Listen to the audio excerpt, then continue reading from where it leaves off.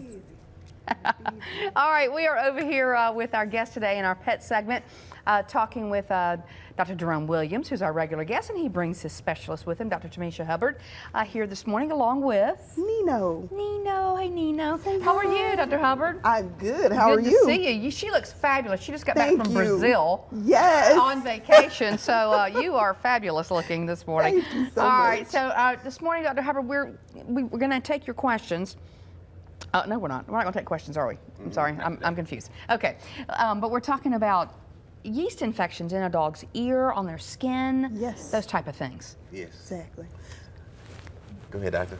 So basically, we're talking about an organism called Malassezia, and we refer to it as yeast. And pets can get an overgrowth of yeast on their skin as well as in their ears, and it can make them really uncomfortable. Yeah. So a lot of times, those pets will have an odor to their skin. They will start to lick, chew, bite. It causes them to itch, and sometimes they'll lose their fur as a result of that. Is it when your dog starts shaking his head a lot too? That can be an indicator. So if they're shaking their head or rubbing their faces or their ears on the carpet or the floor, then that's an indication that something's going on with their ears potentially. Okay. And so we tend to take samples from the ears to look at them under the microscope and determine whether or not there's an overgrowth of yeast there. Okay. One of the things I learned from you, Dr. Hubbard, is that we treat with antibiotics for another kind of infection, and as a result, we get an overgrowth. All right, well, okay. Well, let's Exactly. expand on that in just That's a an second as we ear- look at that picture. An ear with a secondary yeast infection present. Is that the dog has been scratching? Is that part of Yes, what it looks so like? you can see some of the redness and irritation of the inside of the ear. I've seen that before. And we will take samples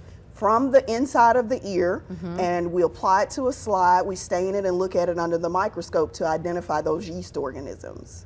Wow. So it obviously it's irritating, it hurts them. Yes. And so if you do see your dog doing that, go ahead and, I mean, sometimes we don't look at inside their ears, obviously. You don't do that a lot, Exactly. right? So when you're giving your dog a normal bath or, you know, if you're just loving on your pet, you want to make sure that you take and open up their ears so that you can actually see down in there. If you see anything red or if you see any brown dirt or debris in there, then that's something that you need to take into consideration because you may need to take them in to see your vet at that point. All right, Dr. Williams, I know you remember Shelby, my dog who passed away a few years ago.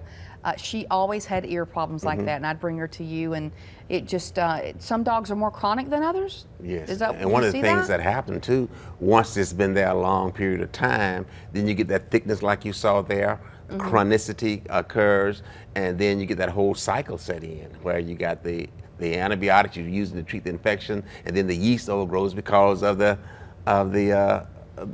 suppression of the normal flora. So what do you do when they build up like that, or it's on their skin and other parts of their body? Well, we have to identify what the primary problem is. So some pets will have allergies, such as food allergies or environmental allergies. That poor this baby. is just a yeast infection on this pet's abdomen and inner thighs, but it can be really uncomfortable and irritating for the pets. But once we identify this, we have to start treatment. So there are some antifungal drugs that we can start these pets on. Very treatable. Yes. Is that between the paws? Between the paws, Okay. exactly, right in between the digits Would there. licking probably have helped bring that about? Licking will contribute to it because it changes the climate on the skin. It makes the Right. skin more moist and warm. So the organisms tend to overgrow as a result of that. So real quick, I know we need to wrap up, but if they are licking, is it a sign there is something going on, or is that part of a dog being a dog? So there are some pets who lick just because. So they go outside, their paws may become wet, and so they clean. But then there are other pets that lick excessively. So if they're licking all the time, then that's something that you need to have checked by your vet. Okay, so the bottom line, have your pets checked for any of these things if you Yes. see them going on. Exactly. All right, good to see both of you. Good to see you. All right, now here's Jay. All right, Janice, thank you very much. Hey, we're live at Shades Valley.